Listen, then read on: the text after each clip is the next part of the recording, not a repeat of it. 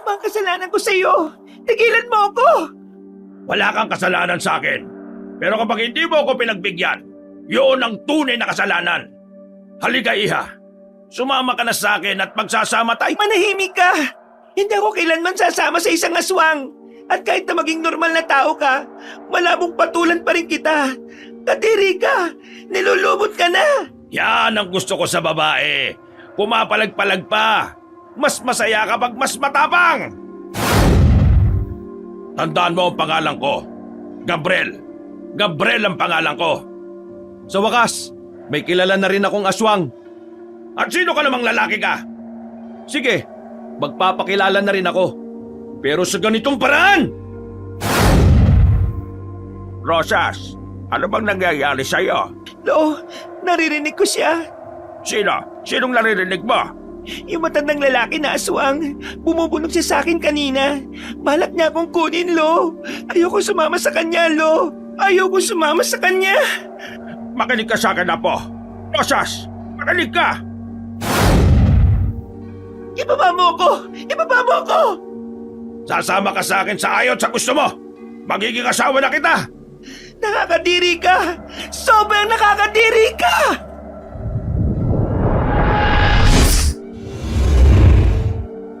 Kabanong, tawagin mo na lang akong Rose.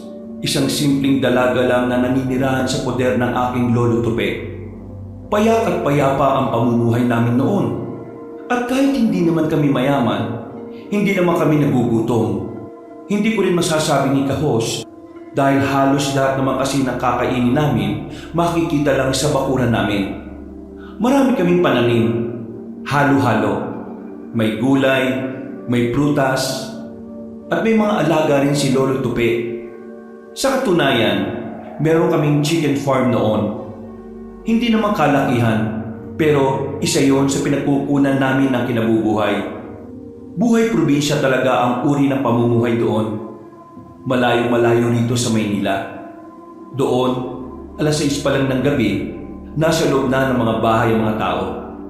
Kahit na simentado na ang mga bahay at uso na rin ng ilang gadgets, ang kulturang Pinoy at makalumang estilo ng pamumuhay ay naisasabuhay pa rin. Masasabi kong masaya naman kami noon, kahit na katamtaman lang ang estado namin. Pero nagbago ang lahat dahil sa pangyayaring walang sino man ang kayang makapigil. O Rosas, aalis na muna ako ha. Pupuntahan ko lang yung farm natin. Baka mamaya pinuputaktak na naman ng mga bata yung mga sisiw. Ikaw na muna ang bahala rito ha. Sige, Lo. Magdala ka ng payong, makulimlim ngayon eh. Oo nga. Parang nitong nakaraan pa yung ganyan eh. Pero hindi naman umuulan-ulan. Medyo kinakabahan nga ako, Lo eh. Kasi parang nag-ipon lang yung mga ulap ng maraming tubig. Ay, siya. Tiramin ko tong dilaw na payong ha. Alis na ako. Noong umagang yun, hindi ko alam kung bakit parang may bumabahala sa akin, Kabanong. Para bang ang bigat ng pakiramdam ko habang pinagmamasdan ko ang lolo ko na papalayo. Huminga na lang ako ng malalim. Itinuon ko na lang ang atensyon ko sa niluluto kong pangtanghalian namin ni Lolo. Kakaunti lang naman yun dahil 3 lang naman kami sa bahay. Ako, si Lolo, at ang nag-iisa naming aso na si Itim. Uy, Itim. Mamaya ka na tumahol-tahol dyan. Alas 7 pa lang oh. Wala pang tanghalian. Binigyan na kita ng pagkain mo kanina eh. Nakapag-almusal ka na kaya? Tinahulan lang ako ulit ni Itim.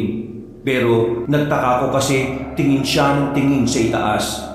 Para bang naiintindihan niyang masama ang lagay ng panahon. Ilang araw na kasi siyang ganon.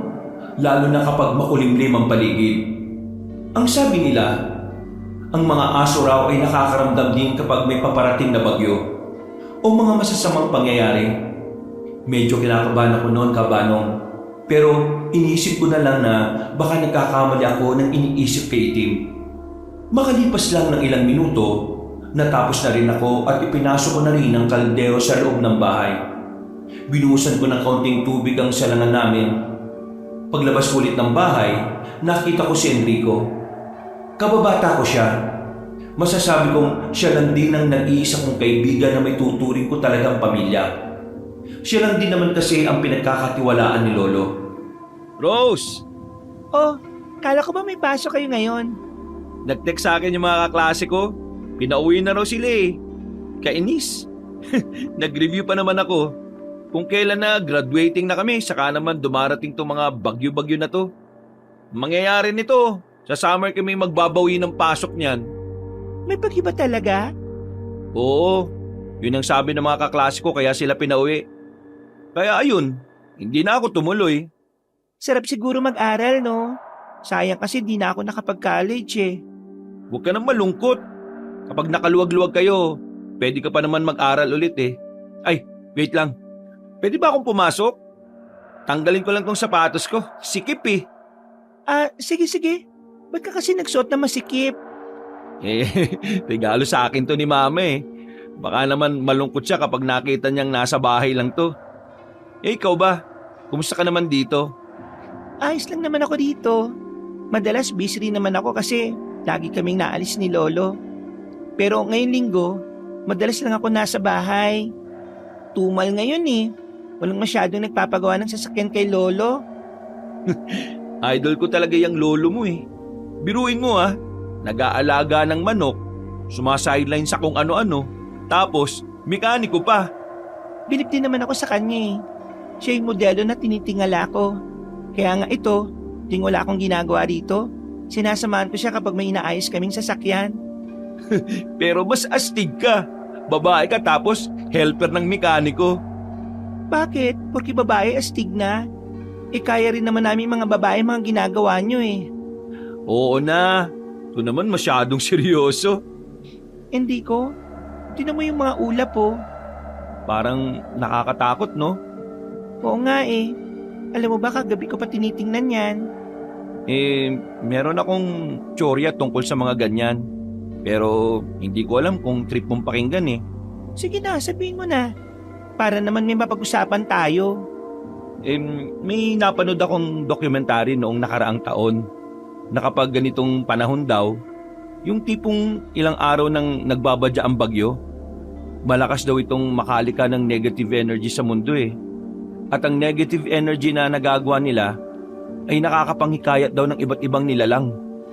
Mga nilalang na hindi natin iisipin na totoo pala. Pwedeng multo, pwedeng engkanto, at kung ano-ano pa. Basta, marami pa. Gano'n naman katotoo mga yan? Siyempre, hindi naman malaki ang tsansa na magkatotoo ang isang theory. Kaya nga theory ito eh. Pero, ginagawang basyan kasi yun ng mga paranormal expert. At ng mga, albularyo. Yung ganito kasi daw na panahon, parang kagaya to ng solar o lunar eclipse. Parehong nakaka-attract ng mga negative energy na nakaka-trigger naman ng mga entity. Okay. Ganun pala yon. Alam ko naman na hindi ka naman naniniwala eh. Ayos lang naman. Hindi naman kita inaano eh. Nakikinig naman ako. Minsan, subukan mo din manood ng mga ganon. Kasi may mga time na nakakatotoo rin yung mga nasa theory. Tinawanan ko lang si Enrico noong mga oras na yon, Kabanong. Kasi kahit anong gawin kong pag-intindi sa mga ganoong bagay, hindi talaga ako interesado. Hindi kasi ako madaling maniwala sa mga bagay na mahirap naman talagang paniwalaan. Ang muto ko kasi sa buhay, maniniwala lang ako kapag ako na mismo ang nakakita. Ika nga nila, to see is to believe. Bumuntong hininga na lang ako at bumalik na lang din sa loob. Maghapon lang ako nakatulog. Nagising lang ako dahil sa malakas na ulan. Ang ingay ng bubong namin. Lumabas ako ng kwarto ko. Sinilip ko si Lolo sa sala. Wala siya. Sa labas naman, wala pa rin. Medyo nag-alala na ako noon kasi ang lakas na talaga ng ulan. Sinasabayan pa ito ng malakas na hangin. Nasaan na ba si Lolo? Sinubukan ko siyang kontakin gamit ang cellphone kong dipindot. Pero wala nang signal sa mga oras na yon. Kinuha ko ang isa pang payong sa gilid. Lumabas ako ng bahay. Nang medyo malayo-layo na ako sa amin, bigla namang lumakas ang hangin na naging dahilan para mabali ang tangkay ng payong. Diyos ko, ano ba itong nangyayari? Nasaan na ba kasi si Lolo? Kahit na wala na akong payong na gamit, wala na akong pakialam. Nilusong ko ang ulan patungo sa farm namin. At nang makarating ako roon, nakita ko si Lolo Tupeng na kasamang isa sa mga katiwala niya, si Sander. Pinagtutulungan nilang lagyan ng tubig ang mga haligi ng farm para hindi liparin. Ay, Diyos ko naman, Rosas. Bakit ka pa nagpunta rito? Hindi mo ba nararamdaman ang sama ng panahon? Nag-alala ko sa iyo eh. Hindi ka pa umuwi. Ang mabuti pa, tulungan mo na lang kami ni Sander dito. Umaangat na yung kabilang bubong eh. Itatali lang natin. Kawawa naman ang mga manok ko rito. Nagkandamatay na nga yung ibang sisiw dahil sa lamig eh. Magtupi! Naitali ko na rito! Yung isa na lang!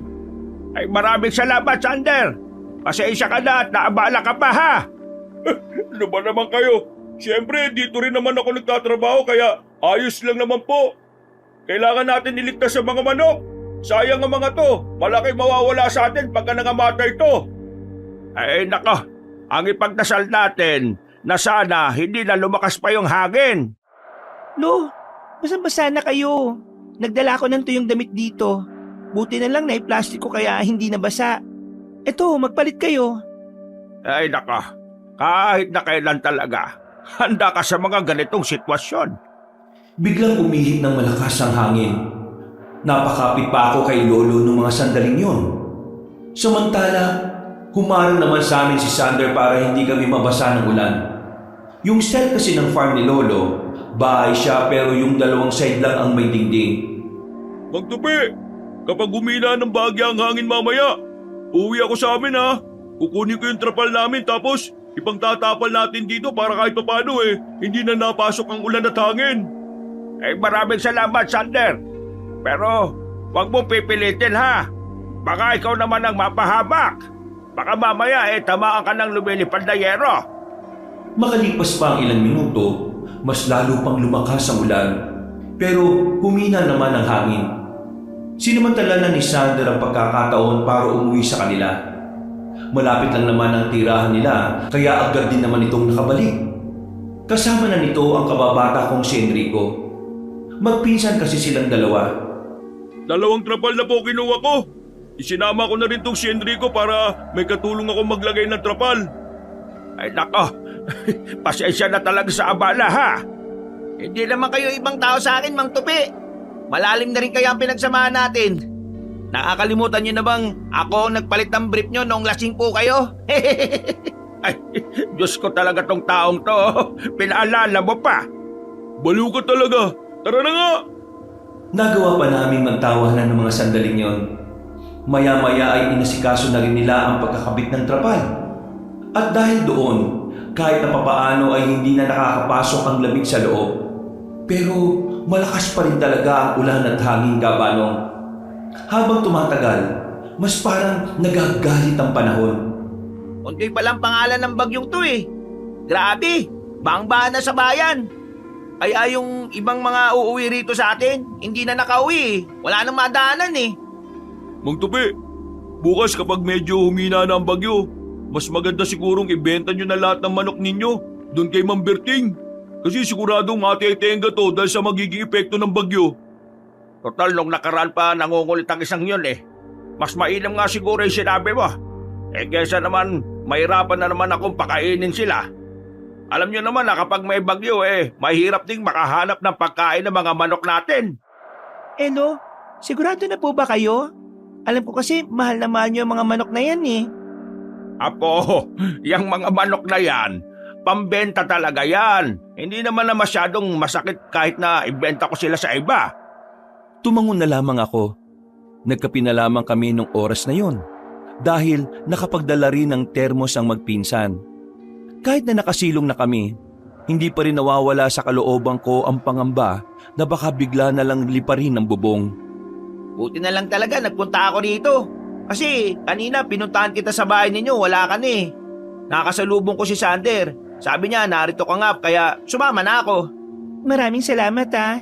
Hindi ko alam ang gagawin ko kung wala kayo ng pinsan mo eh. Kasi sila mama, nakarating na kaagad sila sa evacuation center. Ganun kasi kapag yung tatay mo may mga koneksyon. Naabisuhan na kami kaagad na lumikas eh. Sinabihan nga namin yung mga kapitbahay namin pero ang titigas ng ulo. Ayun, Tingnan mo ngayon, nasa loob pa rin sila ng mga bahay nila. Buti na lang talaga. Hindi nagbaba dito sa atin. Mataas na parte kasi ito eh. Ipagdasal na lang natin na sana humina na ang bagyo. Maya-maya pa, matapos patuyuin namin ang ilang plywood na naroon, inilatag nila yon. Pinagpahinga na rin kami ni Lolo Tope dahil anong oras na rin yon. Maaga kasi talagang tutulog si Lolo. Kami na lang ang nanatiling gising para magbantay.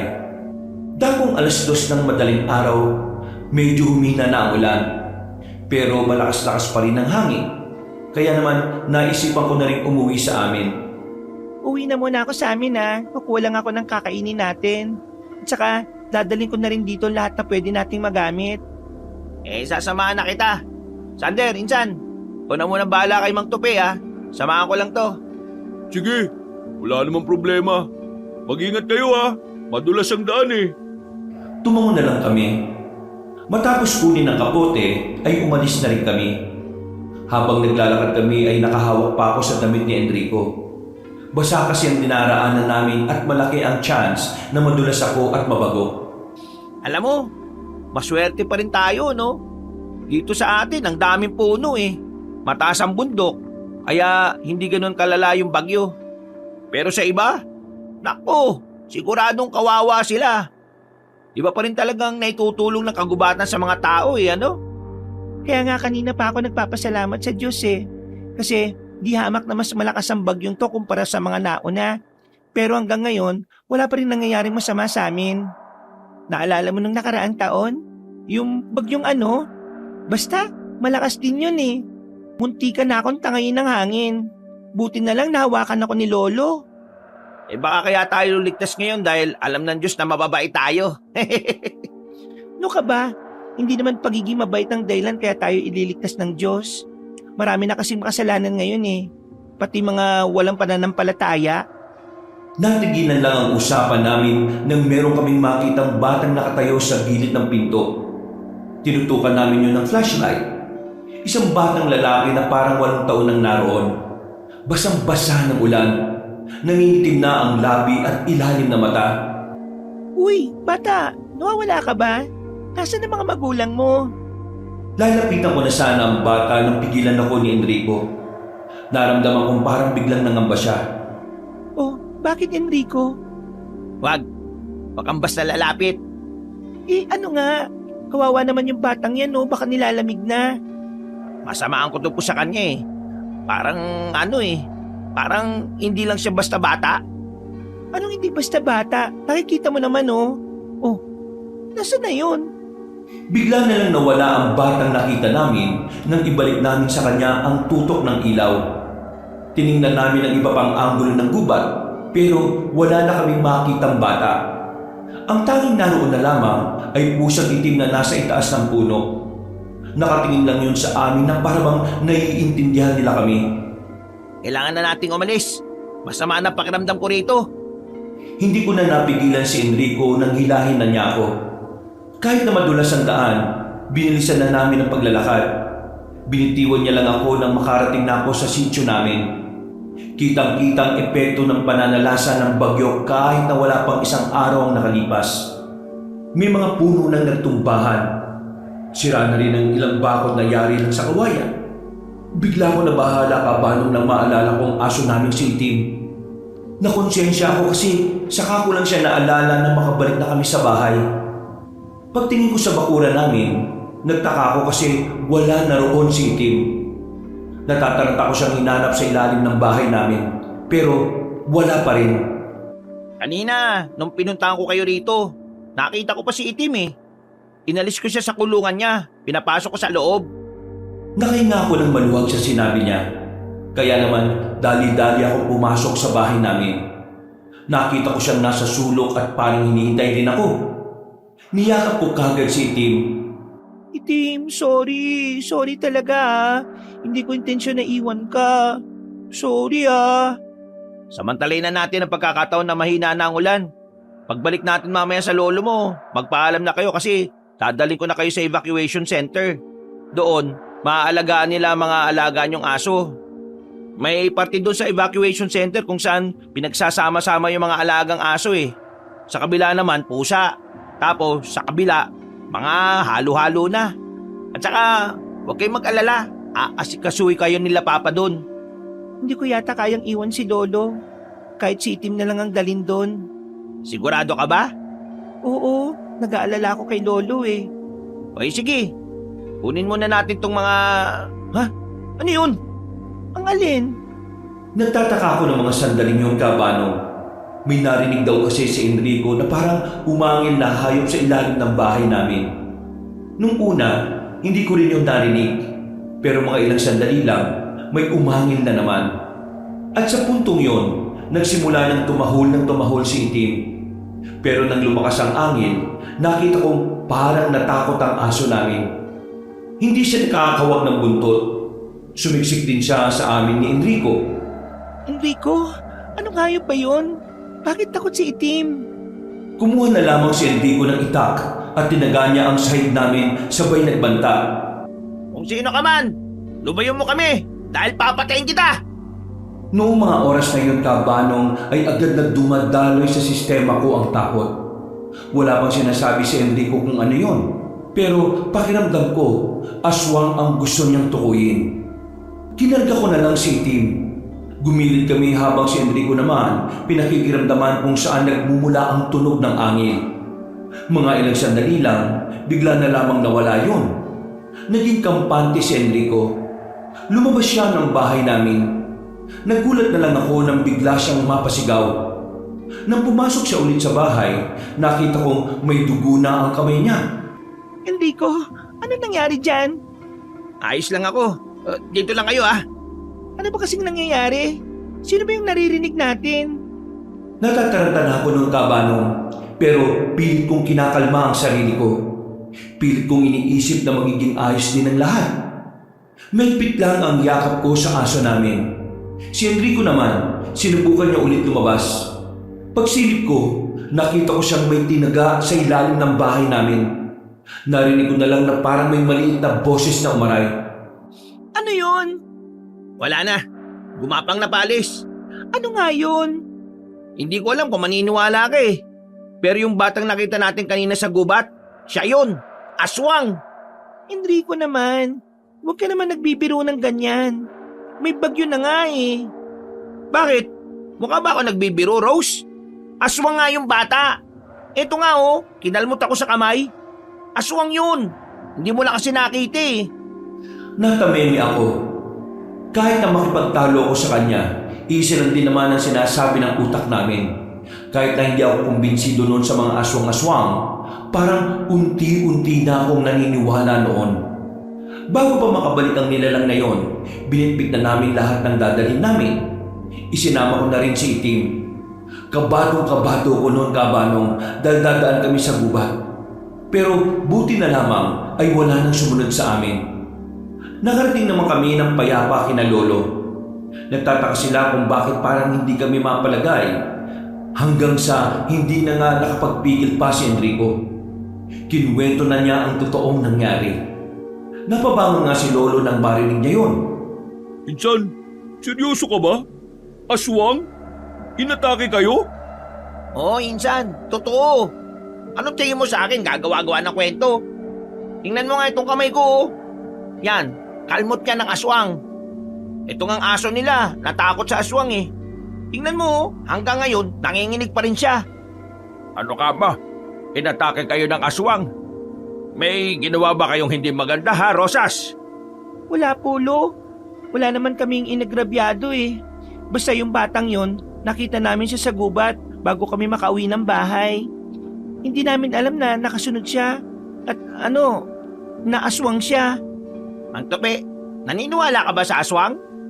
Oo, naniniwala ko.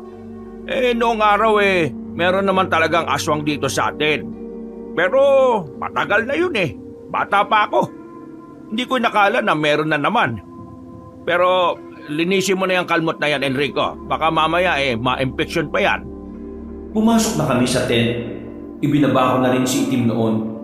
Nanginginig pa rin ang aso namin. Kinumutan ko na lang siya sa gilid. Noong mga sandaling yon, hindi ko alam kung bakit hindi na mawala-wala sa isipan ko ang nangyari. Kahit na anong gawin ko, hindi pa rin ako kumakalma. Nilapitan ako ni Enrico. Tinapik niya ako sa balikat at tinabihan. Matulog ka na. Anong oras na rin, oh? Kami na muna ang bahala ni Sander magbantay. Ikaw, paano ka? Nasugatan ka kaya? Sus, malayo naman to sa bituka eh. Kabahan ka kapag malapit. Para ka talagang siraulo. Nagbibiro ka pa ng ganyan sa mga nangyari sa'yo. Tingin ko, totoo yung sinasabi kong theory. Hindi siya basta teorya lang ha. Kasi ngayon, tingnan mo ang nangyari. Hindi natin inaasahan, inaswang tayo. At alam ba kung anong kinatatakot ko? Baka hindi lang nag-iisa yung bata. Huwag ka nga manakot, nakakainis ka. Uy, hindi kita tinatakot no? Sinasabi ko lang sa iyo yung mga posibilidad. Walang nag-iisang aswang. Lahat sila may kasamang angkan o pamilya. Pero huwag ka matakot, Apo. Mukhang naligaw lang naman kasi ang batang yon. Ang paniniwala kasi namin nung araw, ang mga aswang takot sa mga tao. Lalo na kung marami ng mga naniniraan sa isang lugar. Tama si Mang Tupi. Nung nakaraang usapan namin ni Erpat yan Sabi niya, kapag nagpakita ka ng kahinaan sa aswang, dun siya mas magiging matapang. Pwede bang wag na lang muna natin pag-usapan ng mga aswang na yan? Gusto ko pa makaidlip Huminga na lamang ng malalim sila lolo. Nanahimik na rin sila habang ako naman ay humiga na lang at sinubukan makatulog. Pero hindi pa ako nakakaingit ng matagal. Nagising na naman ako nang biglang naramdaman kong parang natataranta sila lolo.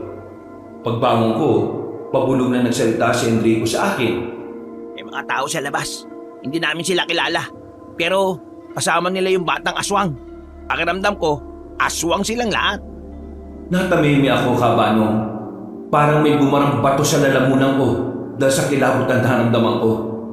Hindi ko na sinili pa kung sino ang mga nasa labas. Pero sapat na sa akin na malamang ang mga naroon ay mga aswang din.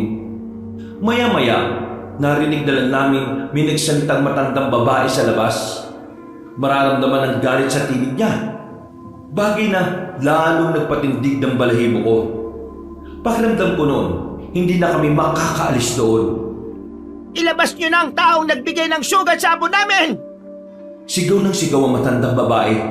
Pero hindi ko maintindihan kung bakit hindi sila pumapasok sa loob ng tolda. Mang Tupi, anong gagawin niyo? Kakausapin ko sila. Lo, ano ka ba naman? Mga aswang ang mga yan Alam kong nakakaintindi sila. Kaya susubukan kong ipaliwanag sa kanila kung sino ba talaga ang may kasalanan. Kahit na gusto kong pigilan ng lolo ko, ay wala pa rin akong nagawa. Hinawi ni lolo ang tolda at lumabas ng kaunti. Sa puntong yun, mas lalong lumakas ang mga angil na napapakinggan namin. Kinakabahan ako para sa kapakanan ni Lolo Tupi. Walang kasalanan ng binata sa inyo. Ang apo nyo ang unang lumapit sa apo ko at kaibiganin siya. Siya ang unang nanakit. Ipinagtanggol lang naman ng binata ang sarili niya. Pero dahil sa ginawa niya, nalagay sa alanganin ang buhay ng apo namin. Huwag niyong sisihin ng mga tao na protektahan ang sarili nila laban sa mga kagaya ng apo ninyong nananakit bigla. Kapabayaan niyo rin naman ang nangyari. Kaya naman, umalis na kayo at wala kayong mapapala sa amin. Hindi niyo ba alam kung ano kami? Gusto niyo bang magpakilala kami sa inyo? Alam kong mga aswang kayo kaya malalakas ang mga loob ninyo. Pero huwag niyong kakalimutan na nasa balwarte kayo ng mga tao. Kaya pwede ba? Umalis na kayo bago ko pa ipakalat na may mga aswang? Kapag may nangyaring masama sa apo ko, pagbabayarin ko kayo lahat. Lalo na ang lalaking gumawa nun sa apo ko. Sa susunod, matuto kayong bantayan ng apo ninyo para hindi nakakaperwisyo. Naramdaman na lamang namin na isa-isa na silang nagsisialisan. Nang makabalik na si Lolo sa amin, napaupo na lamang siya at napahawak sa dibdib. Bakas ang takot sa kanyang mukha. Ayon sa kanya, nilalakasan niya lang ang kanyang loob para masindak ang mga aswang. Pero ang totoo, parang kinakain na rin siya ng kilabot. Kailangan na nating lisanin ang lugar na ito. Hindi na tayo ligtas sa kanila. Paano naman po itong mga manok po ninyo? Ipapakuha ko na lang ito kay Berting kapag nagkita na kami sa evacuation center. Hindi na talaga maganda ang kutob ko rito eh. Hindi pa man nag-uumaga, kahit na malakas pa ang hangin sa labas at may panakanakang ulan, hindi na namin yun inintindi pa. Dire-diretso na kaming lakad paalis. At habang naglalakad kami, pare-pareho naming nararamdaman na parang merong sumusunod sa amin.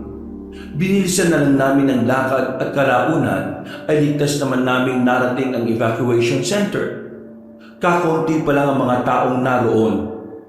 Karamihan kasi matitigas ang ulo at talaga namang ayaw iwan ang mga bahay nila. Sa puntong yun ay nakahinga na rin ako ng maluwag. Marami ng tao roon. Kaya kampante na akong wala namang makakalapit na aswang sa amin. Meron kaming pinwestuhang tent. Yun na ang magsisilbi naming tulugan hanggat hindi pa rin kumakalma ang panahon. Mukhang ligtas naman na tayo rito. Ano bang balak? Nasabihin ba natin sa kapitan natin ang tungkol sa mga aswang? Huwag na muna. Kilala ko naman ang kapitan natin dito eh. Mayabang. Hindi yun maniniwala sa atin. Baka paalisin pa tayo rito. Pero Lo, kailangan natin masabihan ng mga kalugar natin kasi baka madamay pa sila. Huwag. Wala tayong gagawin. Baka mamaya mas lalo lang maging komplikado ang buhay natin. Itago na muna natin to sa mga sarili natin. Nakinig kami kay Lolo. Kaya kahit gustong-gusto na namin magsumbong o ipagkalat ang nangyari, nanatili kaming tikom tungkol sa bagay na yon. Noong mga sandaling yon ay nakatulog na rin ako sa wakas. Nagising akong magtatanghalian na. Ang ingay na sa evacuation center. Mas dumami na kasi ang tao. Ang narinig naming balita, lumakas ang hangin at sinabayan na rin ng malakas na ulan bago mag-umaga. Dahil doon, may mga bahay daw na nawasak, lalo na ang mga bahay na yari lamang sa mga light material. Nakita ko na lang si Lolo na tahimik sa gilid. Malungkot ang mukha. Katabi ito ni Sander na parang pinapagaan nito ang loob ng lolo ko. Yung manukan nyo, bumigay na kanina sa sobrang lakas ng hangin. Nawasak na. Kaya yun, lahat ng alaga nyo nakatakas. Walang nakakalam kung ano na nangyari. Naawa ko noon sa lolo ko kaya agad ko siyang nilapitan. Tinabihan ko rin siya at niyakap. Wala eh. Siguro kapalaran na talaga nila na mawalay sa akin. Ang iniisip ko na lang maswerte pa rin tayo na ligtas tayo. Gumawa pa rin talaga ng paraan ng Panginoon para umalis tayo roon. Huwag ka mag-alala, Lolo. Kapag natapos na ang dilubyong to, babawi tayo. Magtatayo ulit tayo na manukan. Maraming salamat, Apo. Ay, teka. Pwede mo ba ako samahan? Magbabanyo kasi ako kasi nadudumi ako eh. Nakakaya kasi magbanyo ang daming tao. Gusto ko sana bantayan mo ko sa labas. Sige po, Lo. Sinamahan ko makaihi ang lolo ko. At dahil nga senior na siya, ay pinauna na siyang makaihi. Habang inihintay ko si Lolo sa labas, isang lalaking matangkad ang bigla na lang nagsalita sa gilid ko. Kalmado ang tinig niya. At aaminin kong meron siyang itsura. Nandun ako kanina, kaya hindi nila ako nalapitan. Ako ba kinakausap mo? Yung mga aswang, Anong alam mo sa mga aswang? ako rin yung sumusunod kanina. Sinusundan ko kayo para hindi rin makasunod ng mga aswang. Teka, sino ka ba? Huwag ka mag-alala, hindi ako kalaban. Anak lang ako ng dating albularyo dito sa atin. Wala na siya ngayon kaya pinipilit kong masundan ang yapak niya. Kakampi niyo ako. Kasi kalaban ko ang mga aswang. Ibig sabihin, alam mo rin ang tungkol sa kanila? Ang totoo niyan, bago pa dumating ang bagyong Undoy, marami na ako napapansing kahinahinala. Marami na ako napapansing kahinahinala mukha rito sa atin. May kutob ako na mga aswang sila. Pero hindi ko sila kinastigo dahil hindi pa ako sigurado eh. Pero ngayon, napatunayan ko na. Alam mo ba kung paano nila kami titigilan? Wala naman kasi talaga kaming kasalanan sa kanila eh. Pinagtanggol lang ni Enrico ang sarili namin. Isa lang naman ang paraan para tumigil sila eh. Kailangan nilang mapatay. Paano nga? Akong bala. meron ako mga pangontra na talagang epektibo laban sa mga aswang. Ay, siya nga pala. Ako si Jack. Ako naman si Rose. Wow, parang mga bida ng lumubog na barko ah. Di bale, sa oras na may gusto kayong itanong, puntahan nyo lang ako sa tent na yun, no? Sa may bandang dulo, kaliwa. Tutulungan ko kayo. Hindi ako natatakot sa mga aswang. Tumungo na lamang ako sa lalaki kahit parang medyo nayayabangan ako sa kanya. Inisip ko na lang na isa siyang biyaya sa amin. Dahil kahit na papaano, meron ding nakakaintindi kung anong pinagdaraanan namin sa mga aswang. Nang makabalik na kami ni Lolo sa tent, agad kong ipinaalam sa kanila ang tungkol sa nakausap kong lalaki. Hindi nila kilala si Jack. At sabi nila, ngayon lang din daw nila nakita ang mukha nito. Pero kahit na ganun, hindi naman ako nagduda sa lalaking yun. Sa katunayan, hindi ko nga rin alam kung bakit ang gaan-gaan ng pakiramdam ko sa kanya. Hindi tayo pwede magtiwala agad-agad, Rose. Baka mamaya, hindi natin alam, aswang din pala yun. Mukha namang hindi. Tiningnan ko naman ang itsura niya eh. Maputla ang aswang, insan.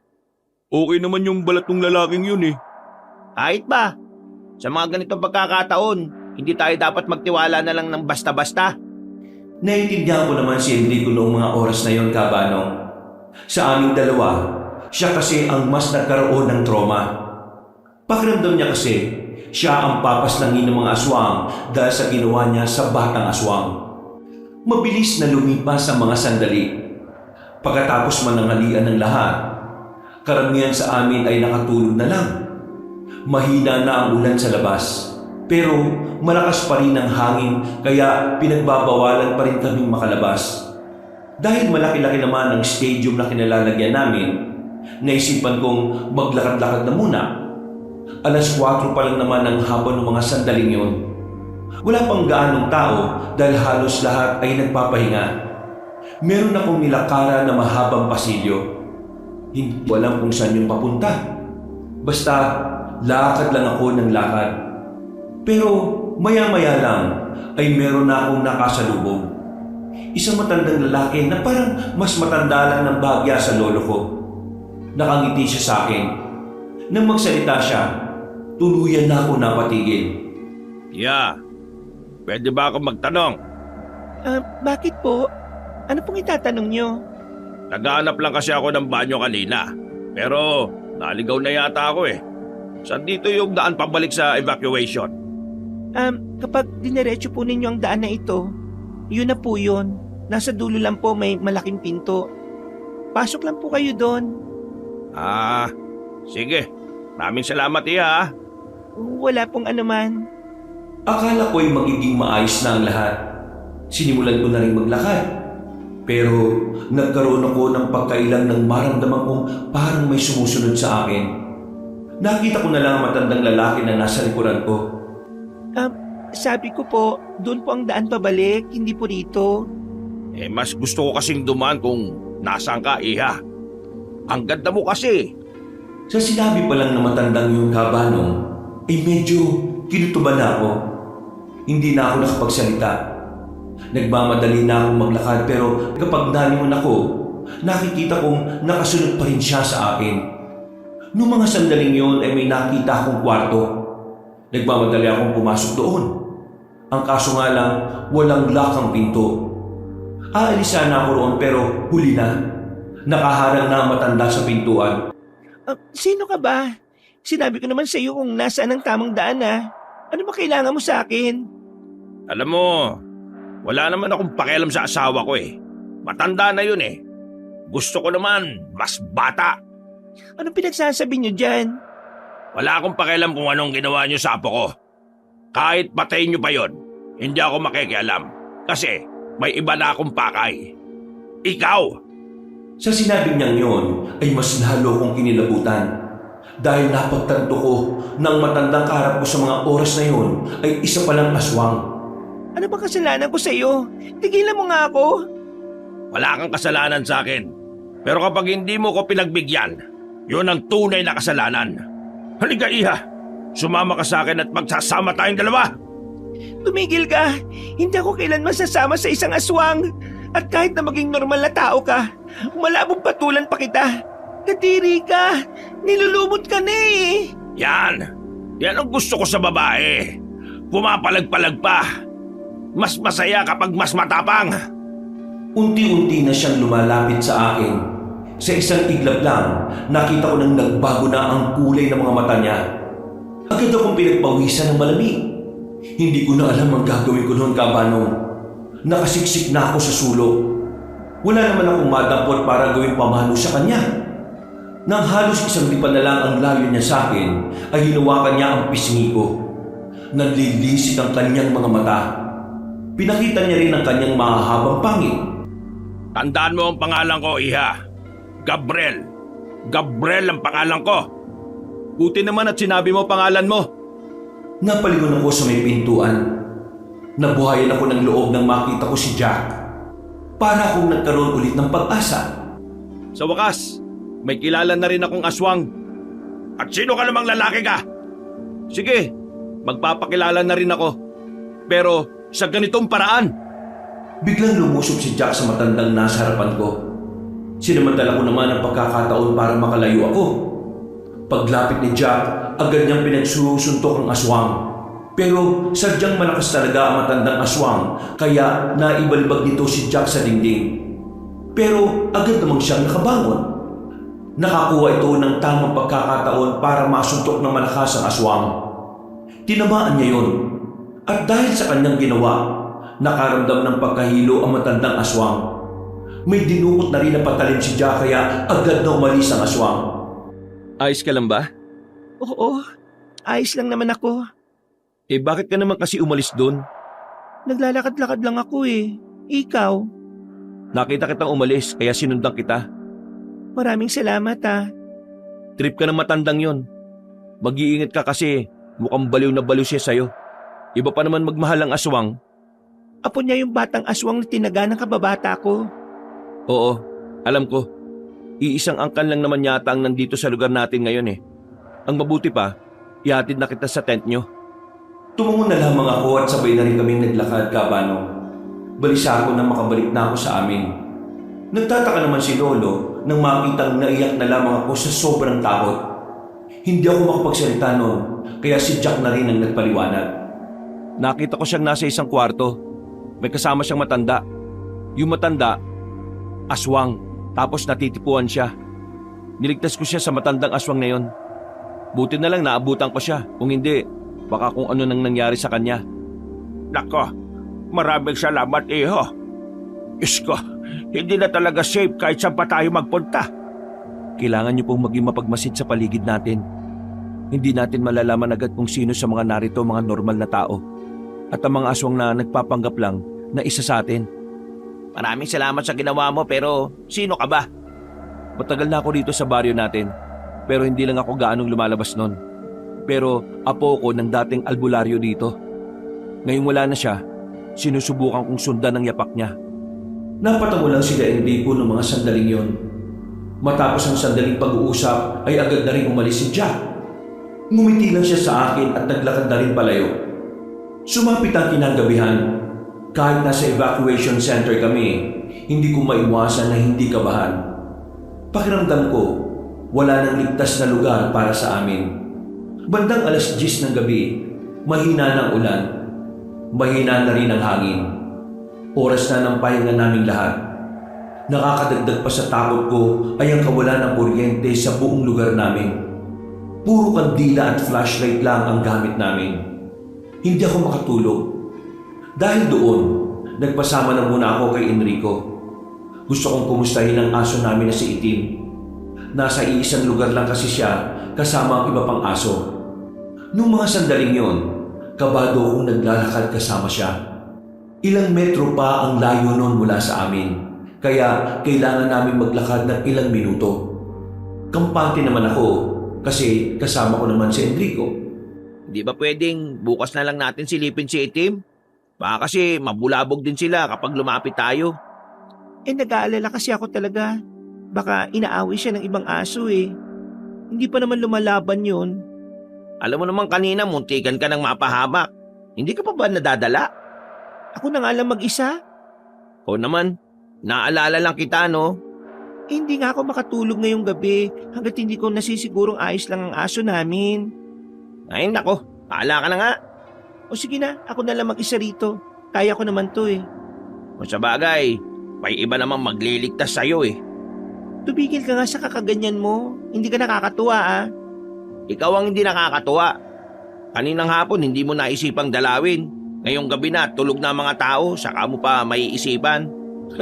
Iba rin pala talaga takbo ng utak mo eh, no? Sige, lakasan mo pa ang boses mo. Ayaw na lang kasing sabihin kung ayaw sumama o ano eh. Sana kay Sander na lang ako nagpasama. Mas matapang pa. So, duwag ako. Matapos kitang iligtas, palalabasin mo kung duwag ako. Please lang, ayoko makipagtalo. Bumalik ka na. Gusto ko lang naman makita ang aso namin eh. Hindi mo ako maintindihan kasi hindi ka pa naman nakakapag-alaga ng aso. Ay nako, bahala ka na nga sa buhay mo. Naglakad na pabalik si Enrico. Napabuntong hininga na lang din ako. Parang nakaramdam din ako ng konsensya. Hindi ko kasi talaga maintindihan kung bakit ko siya sinungitan. Mag-isa na lang ako naglalakad noon. Wala nang katao-tao sa hallway. Muli ko na namang naramdaman ang takot na gaya ng naranasan ko sa matandang aswang. Maraan akong naglalakad.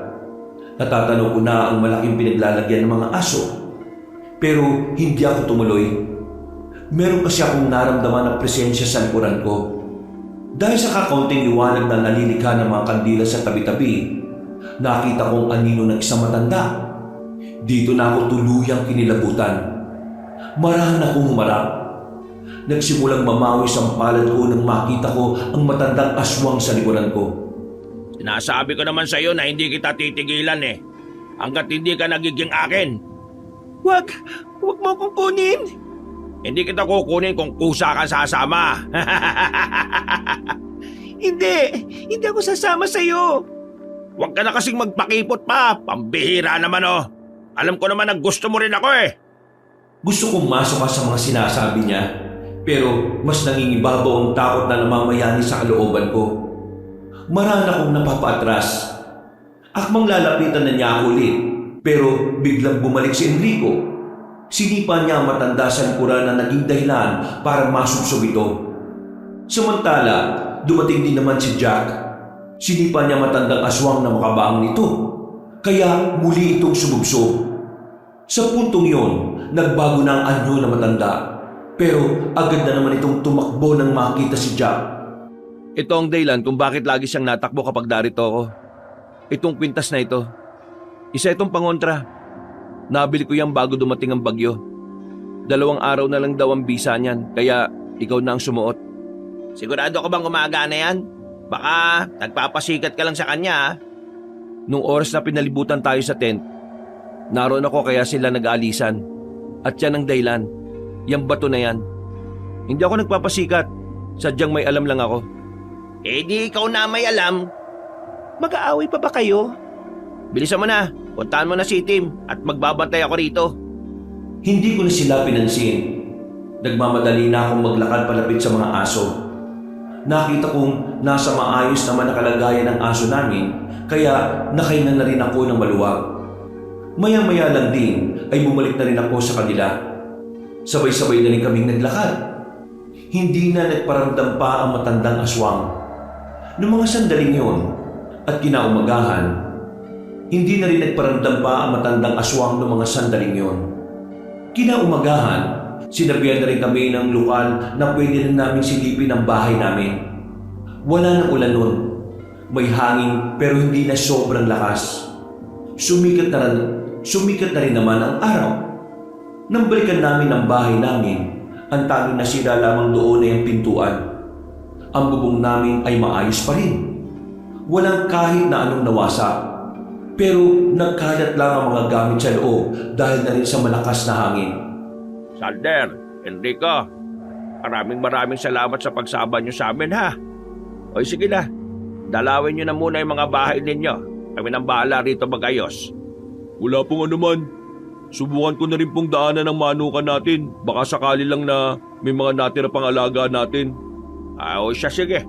Maraming salamat ulit ha. Lumabas na sila ng bahay namin nang hindi man lang ako kinikibo ni Enrico. Pero hindi ko na lang din siya pinansin. Nung umagang yun ay nag-ayos lang kami ni Lolo ng mga gamit. Inayos na rin ni Lolo ang nasira naming pinto. Pero dahil wala naman kaming matinong materyales, hindi rin niya nagawa ng maayos. Pinagtagpi-tagpi na lang ni Lolo lahat ng tuyong kahoy na nakita niya. Nasabi sa akin ni Enrico kanina na natitipuan ka talaga ng aswang. Alam mo, naisip ko, kesa mapahama ka rito, umuwi ka na lang muna sa tiyahin mo sa Maynila. Ha? Ayoko ron. Alam niyo namang hindi kami magkasundo ng taong yun eh. Pansamantala lang naman, Apo. Kailangan ko lang talagang mapanatag na ligtas ka. Kasi baka mamaya, bukod kay Enrico ikaw na rin ang pag-initan. Lo, sa iba na lang ako sasama, wag lang kay tita.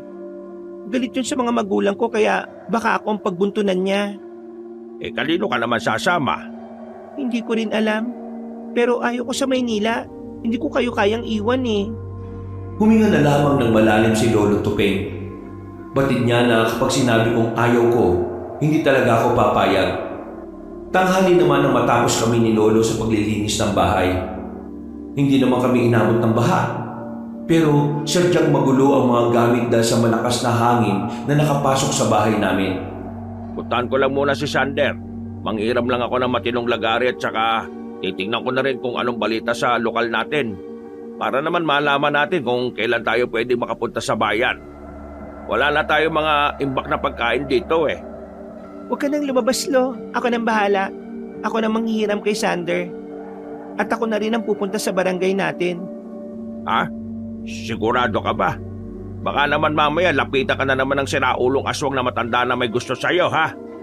Lo, may binigay na sa akin si Jack. Pangontra daw to sa mga aswang. May 2 araw pang bisa nito kaya pansamantalang walang manggugulo sa akin. Sige. Basta mag-iingat ka pa rin, ha? Bilisan mo. Tumungo na lamang ako, Kabanong. Kahit na may nararamdaman akong pagkabahala ay kampante akong walang makakalapit na aswang sa akin. Habang naglalakad, hindi ko maiwasan na hindi tingnan ng mga bahay na nasa lanta ng bagyo. Napakasakit sa loob na makita ang mga nasirang bahay at pangkabuhayan. Kada titingin ako sa gilid, merong mga umiiyak. Napapailing na lang ako. Ang lakas kasi talaga ng hangin ng bagyong Undoy. Maswerte na lang talaga kami na sementado na ang bahay namin. Sa dami ng tao sa labas na nagkakagulo dahil sa mga kabahayan, nakapukaw ng atensyon ko ang isang matandang babae na nakatingin sa akin. Matalim ang tingin niya. Nung una, akala ko hindi siya sa akin nakatingin. Pero nang maglakad na ako, nakasunod pa rin siya ng tingin sa akin. Nakaramdam na kagad ako na baka nga aswang ang matandang babae na yon. Kaya naman, binilisan ko na lang rin ang lakad ko. Hindi naman na siya sumunod sa akin. Pero malakas talaga ang kutob ko na yun ang asawa ng matandang lalaking aswang na sumusunod sa akin. Hindi nagtagal, nakarating na rin ako kina Sander. Wala roon si Enrico, kaya hindi ko na rin tinanong kung nasaan. Oh, Rose, nandito ka. Bakit? May kailangan ka ba? Manghihiram lang sana ako ng lagari at saka martilyo. May inaayos kasi si Lolo eh. Lagari at martilyo. O sige, pakintay lang dyan saglit ha. Ginamit kasi sa kabila eh, pero ibabalik din naman yun. Oo, wala namang problema. Dito ka muna sa bakuran namin. Gusto mo magkape? Ay, hindi na. Ayos lang ako. Alam mo, maswerte rin tayo no? Matibay yung bahay natin. Yung iba nating kalugar talagang kinawawa ng bagyo eh, no? Kaya nga eh, parang hindi ko kakayanin yung mga nakikita ko. Sabi ng pamunuan natin, hindi pa raw tayo pwede makaalis. Sarado ang mga daan papuntang bayan eh. Kaya wala tayong ibang magagawa kundi ang maghintay na lang ng ayuda mula sa kanila. Nakakabahala na nga. Kasi hindi lang naman bagyo ang problema natin eh. Bakit? Ngayong umaga ba may lumapit na namang aswang sa'yo? Kanina, bago ako makarating dito, meron ako nakitang matandang babae na masama ang tingin sa akin. Tingin ko, siya ang asawa ng matandang lalaki na aswang na nakakagusto sa akin. Buti naman at hindi ka niya sinaktan. Sabihin natin agad dun sa lalaking yung nagbigay sa'yo ng pangontra ba yun? Wag na, masyado na ako nakakaabala sa kanya. Hindi ko pa siya ganong kilala tapos iniintindi niya pa ako. Pero tingin ko kasi, may alam talaga siya sa mga aswang eh. Matutulungan ka niya. Nakakaya na talaga eh. Kaya naman na namin siguro ni Lolo mga aswang na yon. Wala nang bagyo kaya siguradong takot na sila.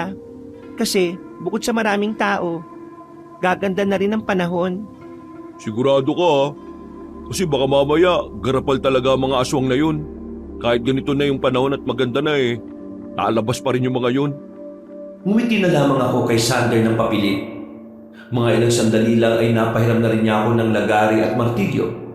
Dahil alam ko na rin naman ang estado sa lokal na pamunuan namin, hindi na rin ako nagtungo roon. Tumuloy na lang agad ako sa amin. Nakauwi naman ako ng payapa. Wala na matandang babae na nakita ko. Makalipas lang ang ilang oras, nakapagpahinga na rin kami ng lolo ko. Bandang 5:00 na nang magising ako. Wala si lolo sa loob. Wala rin siya sa bakuran pero may nakita akong nakasalang. Kaya naisip ko na baka lumabas lang naman siya saglit. Habang nasa loob ako at nakatulala, parang bigla na lang ako nakakarinig ng boses. Parang may bumubulong sa akin. Nung una, inakala ko na baka parte na rin ng natitira kong antok yun. Pero nang idilat ko ng maigi ang mga mata ko, hindi pa rin yun nawawala sa isipan ko kahit natakpan ko pa ng kamay ko ang tenga ko. Inabutan ako ni Lolo na parang nasisiraan na ng bait. Agad niya akong nilapitan. Saka na lamang nawala ang naririnig kong boses ng matanda nang alubinan niya ako. Hingal na hingal ako ng dahil sa kaba. Rosas, ano ba nangyayari sa'yo? Lo, naririnig ko siya. Sino? Sinong naririnig mo? Yung matandang lalaki na aswang, bumubulong siya sa akin kanina. Balak niya akong kunin, Lo. Ayoko sumama sa kanya, Lo. Ayoko.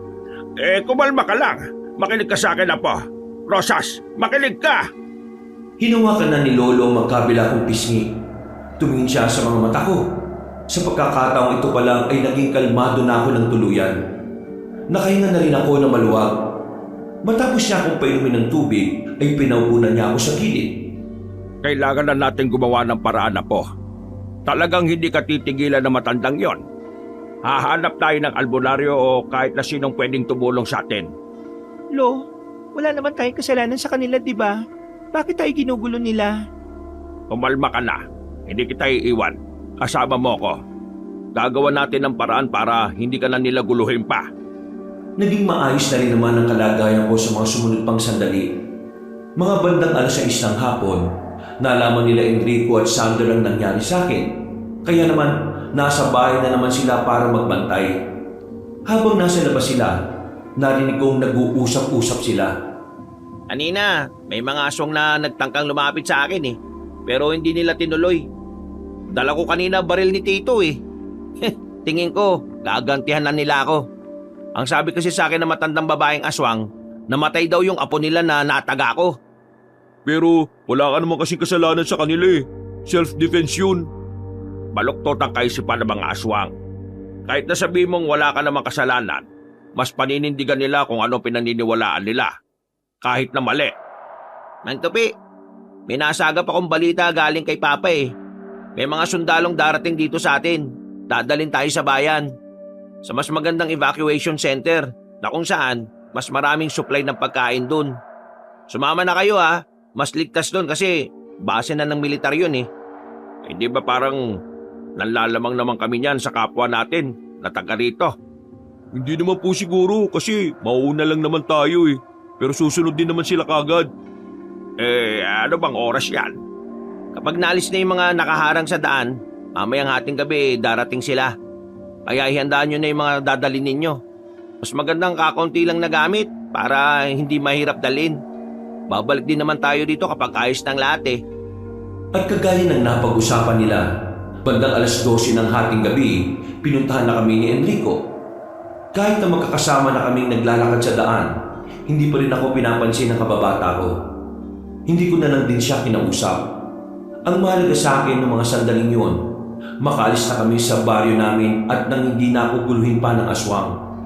Malapit na kami sa sinasabing kitaan na lugar nang bigla na lang may humila sa paa ko. Sa sobrang lakas ng paghila, tumama pa ang siko ko sa semento. Apa! Nakita kong binunot pa ni Enrico ang dala niyang baril pero hindi niya naiputok. Nadala na kasi ako nun sa dilim. Narinig ko na lang ang pamilyar na tinig na matanda. Tumawa siya habang bitbit niya ako. Mabilis niya akong inilayo roon. Parang hindi siya matanda kung bitbitin niya lang ako na parang isang manika. Ibaba mo ako! Ibaba mo ako! Sasama ka sa akin sa ayaw sa gusto mo. Magiging asawa kita. Nakakadiri ka! Sobrang nakakadiri ka! Hindi na ako nasundan nila Lolo Tupi noon, Kabanong. Kaya naman parang nawawalan na rin ako ng pag-asa. Buti na lang, biglang dumating si Jack. Naharang niya kami at tinamaan niya ng bato sa mukha ang matandang aswang. Nang mabitiwan niya ako, mabilis akong tumakbo patungo kay Jack. Mabuti na lang at dumating ka.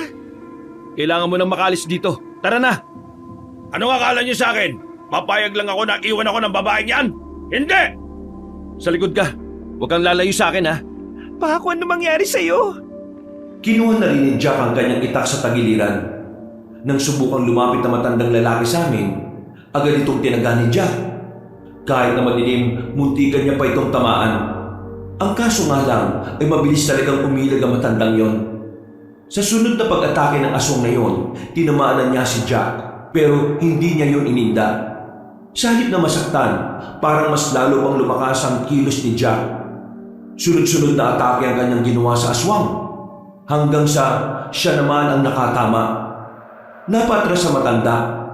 Naramdaman niya ang hiwa na ginawa ni Jack. Nang makita naming tila wala ng balak na lumapit ang matanda, tumakbo na kami paalis ni Jack. Hindi ko alam kung saan niya ako dadalhin. Basta ang sabi niya lang sa akin, hindi na ako pwedeng bumalik pa sa mga kasama ko dahil makakasalubong ko ang ibang aswang. Nag-alala naman ako kina Lolo at sa mga kasama niya. Pinilit ko na lang na sundin ang sinasabi ni Jack. Mas may alam siya sa mga aswang kaya nagtiwala na lang ako. Nakalayo kami sa pinangyarihan ng labanan nila ng aswang. Pero hindi pa rin kami naging kampante. Pansamantala na muna kaming tumigil sa likuran ng malalaking bato sa ilog. Paano sila, Lolo? Paalis sila ngayon. Papunta sana kami sa bayan eh. Delikado rin sa bayan. Paanong delikado eh? Marami ng mga sundalo doon. Kayang-kaya nila kayong sundan. Sa katunayan, marami ng aswang ang nakakalat ngayon dito sa atin. Hinahanap ka nila at yung isa mong kaibigan na umaslang sa apo nila. Ikaw, hinahanap ka ng asawa ng matandang lalaking yon. Papatayin ka niya. Ganun ba talaga sila kadelikado? Kahit na maraming tao at maraming sundalo, hindi sila takot? Hindi sila takot. Marami silang alam na paraan para makuha ka. Umapas lang ka. Sa katunayan, mayayaman sila. Kaya nila magbayad para lang makuha kayo. Mayayaman sila? Paano mo nalaman? Kagaya nga ng sinabi ko, ilang buwan na ako nagmamasid dito. Ilang buwan ko na silang pinag-aaralan. Kahit na papano, kilala ko na sila. Pero hindi ko lang talaga alam kung saan sila nakatira. Diyos ko naman, ano na mangyayari kina Lolo nito? Huwag ka mag-alala. Mas nakafocus sila sa'yo. Kaya kakaunting aswang lang ang manggugulo sa kanila. Mas marami ang manggugulo sa'yo. Baka kasi galit na sa'yo yung asawa ng matandang lalaki kanina. Saan ako pupunta ngayon? Kung magtitiwala ka sa akin, ilalayo kita rito sa atin. Hindi ako pwedeng umalis dito nang hindi sila kasama. Kung ipipilit mo sila makasama, mas lalo lang malalagay sa panganib ang buhay ninyo. Napagtanto ko na tamang sinasabi ni Jack, Kabanong. Kaya kahit na nag-alala pa rin ako para sa kalagayan nila Lolo Tupi, sumama na lamang ako kay Jack. Dinala niya ako sa isang barangay na ayon sa kanya, doon daw sila dati nakatira. Kagaya ng lugar namin, apektado rin ng bagyong Undoy ang lugar na yon. Marami rin kabahayan at kabuhayan ang nasira. Pero yung bahay na pinuntahan namin ni Jack, simentado at isa yon sa mga bukod tanging hindi naapektuhan. Hindi naman kalakihan ng bahay. Wala itong ikalawang palapag pero sa loob, malinis at talaga namang presko. Kinailangan lang namin yung walisan ng kaunti dahil medyo napasukan din yun ng tubig dahil sa lakas ng hangin at ulan. Dito ka na muna. Siguradong hindi ka naman na masusundan ng mga yon. Kapag nakahanap ako ng signal, tatawagan natin ng lolo mo at ipapaalam natin nasa maayos ka ng kalagayan. Sandali, huwag mo sabihin na iiwan mo ako dito. Oo, iiwan kita rito. Hindi naman tayo pwedeng magsama sa isang bahay eh. Bakit hindi? Sabi mo bahay mo naman ito na pamana sa ng lolo mo. Ang ibig kong sabihin, baka kasi maselan ka at ayaw mong may kasama na lalaki na hindi mo naman kasintahan o asawa. Diyos ko naman, wala na akong pakialam. Ang mahalaga sa akin, may kasama ako. Alam mo naman na hinahanap ko ng matandang lalaking aswang na yun eh. Sigurado ka ba? Oo naman, samahan mo na ako. Hindi naman tayo magtatabi sa pagtulog eh. Sanay na ako sa mga lalaki dahil nga ang mga barkada ko lalaki. O sige, sabi mo eh. Dito ka na lang, bukas ka na maghanap ng signal. Alam mo namang gabi na eh, wala pang kuryente. Nakakatakot mag-isa lalo na't hindi naman ako taga rito. Oo na, hindi na ako aalis. Pakalmahin mo lang ang sarili mo. Relax lang. Umupo na lamang ako sa gilid. Siya naman inasikaso ang pagsasalang ng mainit na tubig. Kape lang ang meron sa bahay na yon, kaya yun na lamang din ang napagtyagaan namin. Noong mga sandaling yon, kahit na papaano ay gumaan na ang pakiramdam ko. Para bang malakas ang loob ko kapag si Jack ang kasama ko. Siguro dahil ramdam kong kayang-kaya niya akong protektahan. At alam kong may mga nalalaman talaga siya pagdating sa mga aswang. Isang pamilyang aswang. Nakatira sila sa liblib na lugar. Yung pamilyang aswang na yon, buhay pa lang si lolo, alam ko na sila. Bago mamatay ang lolo ko, ang sabi niya sa akin, manmanan ko ang pamilyang yon. At nitong nakaraan nga, nakumpirma ko kung ano sila. Wala naman talaga silang pakialam sa mga tao sa baryo natin. At kahit mga aswang sila, wala silang interes na kumain ng tao sa lugar natin. Kasi mayayaman sila. Yung mga taong kinakain nila, binibili nila mula pa sa ibang lugar. Pero dahil dun sa apo nilang namatay, yung nataga ng kaibigan mo, napilitan silang lumabas ng lungga nila. Siguro ito matandang lalaki, yung Gabriel, sa halip na galit ang maramdaman niya, napalitan yun ng pagnanasa na makita ka niya. At ito namang asawa niya, si Aling Dinaria, malamang nagselos. Kaya bukod dun sa kaibigan mo, gusto ko na rin niyang paslangin. Grabe, hindi ko talaga inakala na darating ang ganitong sitwasyon sa buhay ko. Wala naman kasi akong nakakaaway noon eh, kaya ang tahimik ng buhay ko. Minsan kasi, kahit ikaw pa ang pinakatahimik na tao sa isang lugar, wala kang magagawa kapag ikaw na mismo ang nilapitan ng kaguluhan. Gusto ko lang malaman, kaya mo ba silang labanan? Bakit ang lakas-lakas ng loob mong labanan yung matandang aswang kanina? Bata pa lang ako, exposed na ako sa mga ganung bagay. Yung lolo ko, umuwi laging sugatan. Akala ko nga nun, may mga nakakaaway lang siya sa daan eh. Akala ko, mga pangkaraniwang tao lang din ang nakakasagupa niya. Pero nalaman ko, aswang pala. At totoo sila kahit na naging moderno na mundo natin. Mula nun, tumatak na sa isipan ko na kagaya ng lolo ko, kailangan ko maging matapang at matatag. Isang beses nga nun, isinama niya ako sa isang baryo eh. Plano lang sana ni lolo na manghiram ng halamang gamot. Kaso nga lang, napalaban siya nung nasa gubat na kami. Nakita ng dalawa kong mata kung papaano niya paslangin ang aswang na nakalaban niya. Doon, nagsimula ang utak ko na isiping kailangan ko rin maging ganon. At nang mamatay na nga ang lolo ko dahil sa sakit, unti-unti ko na rin inaral ang gawain ng isang albularyo. Dahil ang nasa isip ko, darating din naman ang panahon na papaslangin din ako ng mga aswang. Dahil na rin sa dami ng kasalanan ng lolo ko sa lahi nila. Kaya naman, ngayon pa lang, inihahanda ko ng sarili ko. Nakaramdam ako ng paghanga para sa kanya, Kabano. Ramdam na ramdam ko sa kanya ang tapang at determinasyon na gawin ang tungkulin na naiwan sa kanya ng lolo niya. Sa buong buhay ko, yun lang ang unang pagkakataon na nakatagpo ko ng ganong klase ng lalaki. Kaya naman, pakiramdam ko, siya talaga ang makakapagprotekta sa akin. Kaya rin naman akong protektahan ni lolo, pero ayaw kong isugal ang buhay niya para lang sa akin. Kaya rin naman akong protektahan ni Enrico, pero ayaw ko lang din siyang idamay. Isa pa, wala rin siyang alam kung papaano papaslangin ang mga nilalang na ngayon lang din namin napatunayang totoo. Bumuntong hininga na lamang ako. Napangiti ng papilit. Napahigop na lamang ako ng kape. Bukas na bukas din, dadaling kita sa Maynila. Ha? Pero doon ay mas ligtas ka. Dito sa probinsya natin, hindi. Kaya bukas ng umaga, may kakausapin akong tao rito. Siya ang nakakalam kung may mga bus na bang masasakyan papuntang Maynila. Huwag ka mag-alala. Meron akong pera dito para makaupa kaagad tayo ng bahay sa Maynila. Kung nahihiya ka, bayaran mo na lang ako pagkatapos ng kaguluhan na to. Pero hindi ba nakakaabala sa'yo? At saka Maynila na yun eh. Walang problema sa akin. Mas magiging panatag ang kalooban ko kapag nakarating ka na ng Maynila. Yun lang ang lugar na hindi na nila mapupuntahan dahil syudad na yun eh. Huwag ka mag-alala. Kapag nasa syudad ka na, babalik ako dito. Susunduin ko naman yung lolo mo para magkasama na kayong dalawa. Sa ngayon eh, kailangan mo magtiwala sa akin. Okay ba? Hindi na ako nakapagsalita pa noon, Kabano. Pumayag na lang din ako sa mga plano ni Jack. Maya-maya pa, nakaramdam na rin ako ng antok. Pumasok na ako sa silid, habang siya naman ay naiwan sa sala.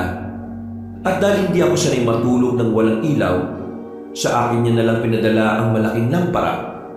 Nakatulog naman ako ng mga sandaling yon. Kahit na may bumabagabag sa kalooban ko, ay mahimbing akong nakatulog. Nagising ako ng alas 7 na ng umaga. Maingay na sa labas. Naririnig ko na ang mga taga roon na malalakas ang boses. May dumating raw kasing ayuda galing sa lokal na pamunuan. Paglabas ko ng silid, nakita kong nakapagluto na pala ng pagkain si Jack. Oh, buti naman at nagising ka na. Ito, nakapagluto na ako. Pasensya na at noodles lang ang ulam natin ha. Ito lang kasi ang naibigay ng ayuda eh. Yung iba, pinaubaya ko na sa matatanda. Buti nga nakaabot pa ako sa 1 kilong bigas eh. Ayos lang, hindi naman ako maarte. Kahit nga nilagang okra lang kinakain ko eh.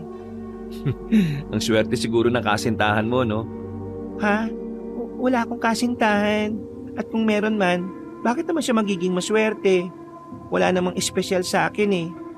Wala nga akong trabaho. Hindi din naman ako nakapagtapos ng pag-aaral. Eh kasi, hindi ka mahirap mahalin at alagaan. Ha? Oh, wala. Kumain ka na lang. Lalamig na yung kanin mo, oh. Hindi ko na lamang inintindi pa ang sinabi ni Jack. Itinuon ko na lang ang atensyon ko sa kinakain ko.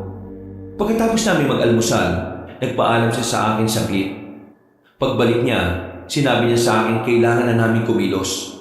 Meron na raw kami kasing masasakyang patungo sa terminal ng mga bus. Hindi pa raw bukas ang terminal, pero meron siyang kakilala roon na makakapaghatid sa amin sa Maynila. Kaya dakong alas 10 ng umaga, tumungo na kami roon. Pagdating namin, sandali lang kinausap ni Jack ang kakilala niya at na magkasundo, sumakay na rin kami.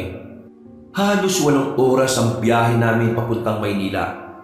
Pagdating namin sa syudad, ginabi na kami sa paghahanap ng bahay na maupahan namin. Pero sa kakahanap namin, nakarating na kami sa isang compound. Kakaunti lang ang mga bahay doon. Parang exclusive lang din talaga para sa mga nangungupahan. Pero para sa akin ay mas maganda na yon. Ang mahalaga, malabong mahanap na kami ng mga aswang doon. Malaki ang bahay, up and down. At hindi gaya ng sa mga bahay sa amin. Mukhang hindi yun naapektuhan ng malakas na bagyo. Ayos lang ba sa'yo to? Wala na tayong mahanap eh. Gabi na rin at kailangan na rin natin makapagpahinga. Oo, ayos naman ito. Pero tingin ko mahal to eh. Kahit sana yung mas mura lang. Huwag ka mag-alala. Hindi naman kita sisingiling kaagad eh.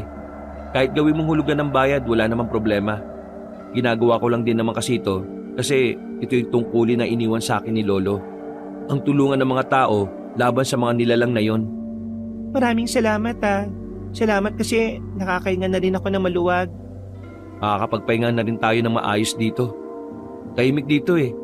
Ang maririnig mo lang eh, yung mga ingay ng sasakyan. Maraming salamat ulit, Jack ah. Kahit na hindi mo pa naman ako talaga kilala eh, tinutulungan mo ako. Walang anuman, ano ka ba? Kagaya nga na sinabi ko, tungkulin ko naman to. O sige na, umakit ka na sa kwarto mo. Alam kong pagod ka sa biyahe. Magpahinga ka na muna. Ako naman eh, lalabas lang sandali. Hahanap ako ng mabibilhan ng pagkain. Mag-aalas 9 pa lang naman eh. Dahil nasa Maynila na kami at kampante naman akong wala ng mga aswang na manggugulo sa akin, Kaya naman hinayaan ko lang si Jack na umalis at iwan ako. Pumunta na lang ako sa itaas. Pumasok agad ako sa unang kwarto na nakita ko. Kumpleto na ang gamit doon. May kama, may cabinet para sa mga damit. Meron din namang electric fan. Hindi na rin problema ang kumot at unan kapag matutulog. Ayos din pala dito sa Maynila. May mga gamit na yung uupahan na bahay. Paghiga ko pa lang, nakarinig na ako ng kaluskos sa labas. Partikular sa bubungan. Agad na dumaloy ang kaba ko sa sistema ko.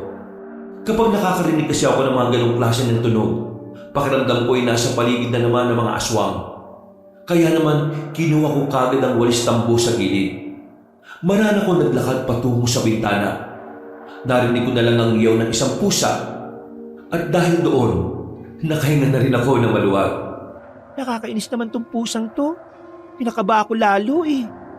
Napasandal na ako sa gilid ng bintana. Muli kong isinara yun at saka humiga na lang ulit sa kama. Mga ilang sandali lang ay nakaidlip na ako. Nagising lang ako nang kalabitin na ako ni Jack dahil kakain na kami. 12:00 na nun. Tahimik na rin talaga ang paligid. Kahit nasa syudad na kami, yung katahimikan na meron ng paligid na yon ay parang pamprobinsya. Dinamihan ko na ang luto para naman makabawi-bawi tayo ng kain. Maraming salamat. Saktong-sakto paborito kong sinigang. Kung ganun pareho pala tayo. Pero mas gusto ko ang sinigang na sobrang asim. Ito kasi hindi ko masyadong inasiman Sana pala inasiman mo. Yun din kasi ang gusto ko eh. Huwag ka mag-alala. Sa susunod aasiman ko na. Yung tipong masakit sa panga yung pagkaasim. Nagtawanan na lang kami ng mga sandaling yon, Kabanong. Habang nakatingin ako sa mukha niya, hindi ko pa rin talaga maintindihan kung bakit hindi ko magawang pagdudahan ng pagkatao niya. Parang pakiramdam ko kasi ay matagal ko na talaga siyang nakilala. Pagkatapos namin kumain, pinatulog ko na rin si Jack. Pagod na pagod siya kaya kailangan niyang magpahinga. At dahil nakaidlip na naman ako naman ang gising na gising. Umihilik pa si Jack ng mga sandaling yon. Kahit nasa kabilang kwarto siya, ay dinig ko pa rin siya. Nilibang ko na lang ang sarili ko noon sa pagbabasa ng nadala kong libro. Mga dakong 3:00 na madaling araw, nagsimula na naman ang kalbaryo ng buhay ko. Sino yan? Nasa sala ako noon na dapat ay papunta na ako sa banyo. Pero meron kasi akong naramdaman na presensya sa may bandang gilid ng pintuan namin. Gumalaw kasi ang halaman nandoon. Inulit ko ang tanong ko nang walang sumagot sa akin. Sino ba yan? Marana kong lumapit doon. Mga ilang sandali pa, narinig ko na lang na parang may magtatangka na magbukas ng pintuan. Tumutunog ang doorknob. Dahil doon, naalarma na ako. Agad kong dinampot ang bote sa gilid. Ilang sandali pa, hindi ko alam kung paano nila nabuksan ang pinto. Pero nakita ko na lang na nagbukas na yun. Bago pa man ako makasigaw, naramdaman ko na lang na parang nilamon na ng takot ang buong sistema ko. Hindi na ako makagalaw sa sobrang takot. Nakita ko na lang na pumasok na ang lalaki. Kasama nito ay ang pamilyar na mukha ng isang matanda. Nakangiti. Kitang-kita ko ang naninilaw at naglalakihan niyang ngipin. Ops, wag mong tatangkay na sumigaw. Kasi kapag ginawa mo yan, mapapahamak ang kasama mo sa taas. Bakit ba ayaw niyo akong lubayan? Pakiusap, tantanan niyo na ako. Wala ka naman kasing kasalanan Gusto lang naman kitang makasama. Kaya huwag ka na matakot. Aalagaan naman kitang mabuti. Ano ba kasing mahirap intindi na ayaw ko sa iyo? Hindi ako sasama sa isang kagaya mo. Aswang ka. Mas matanda ka pa nga sa akin Marami pa akong pangarap sa buhay at hindi ko na magagawa yon kapag ikaw ang sinamahan ko. Alam mo ba kung anong klase ng pagmamanman ang ginawa ko para lang matuntun kita rito ng halos isang araw lang?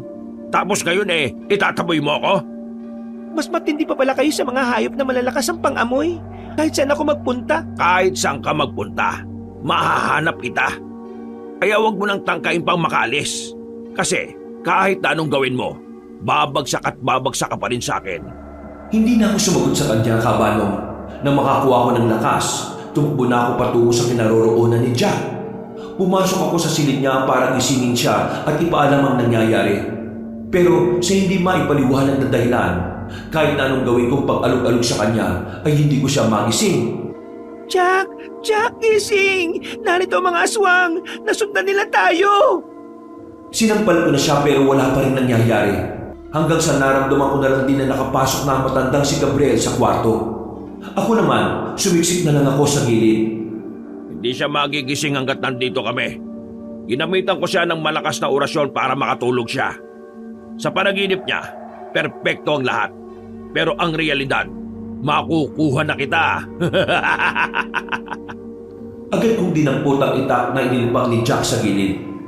Yun na lamang ang natitira kong panlaban sa kanila.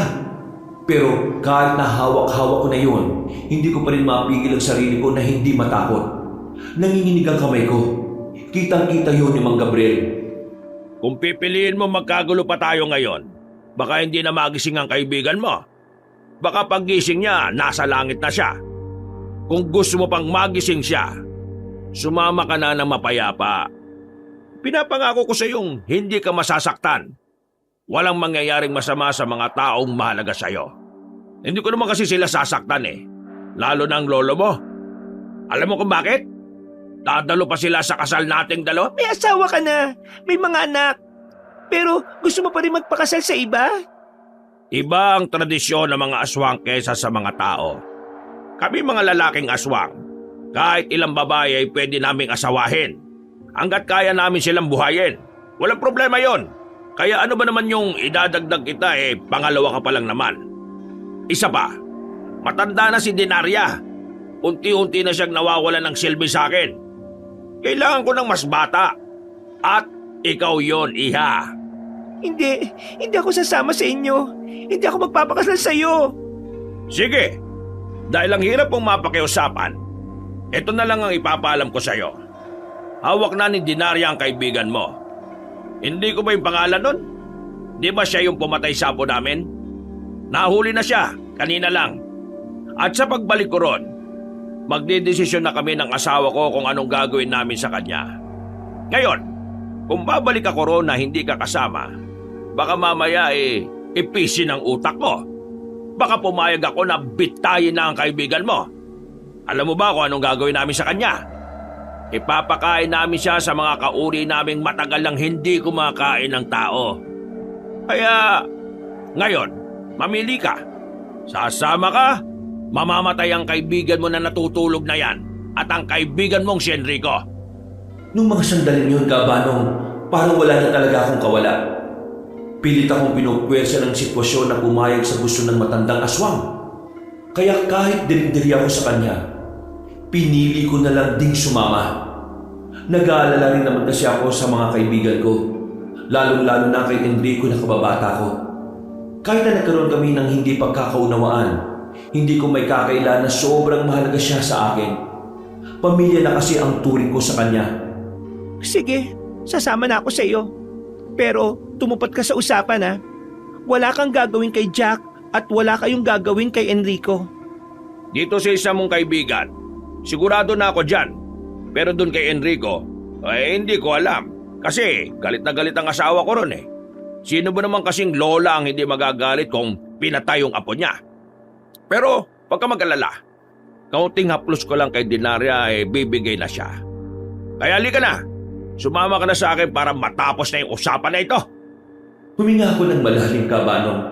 Sinabi ko na lang sa sarili ko noon na kailangan ko lang talagang sakyan ng mga nangyayari. Hindi na lang din ako gagawa ng kahit na anong dahilan para magalit sa akin ang matandang yon. Nang makalabas na kami ng bahay, merong itim na van na naghihintay sa amin. Mukhang mamahalin ang van na yon. Nagpapatunay na totoo nga ang sinasabi ni Jack na mayamang angka ng aswang ng kinabibilangan ni Mang Gabriel. Isinakay nila ako roon. At kahit natangkain ko pang tumakas ay wala rin namang mangyayari. Pinapakitnaan ako ng dalawang malalaking lalaki. Habang ang matandang si Gabriel naman ay nasa likod. Pasensya ka na at hindi kita matatabihan ha. Sa amin kasi, bago kayo ikasal, hindi mo pwedeng madikitan o mahawakan ng babaeng pakakasalan mo. Hindi ko na siya kinontra pa. Hinayaan ko na lang siya na isipin kung ano ang makakapagpakalma sa utak niya. Kaya naman, nanahimik na lang ako sa mga sumunod pang oras. Makalipas lang ng ilang oras, nakarating na kami sa probinsya namin.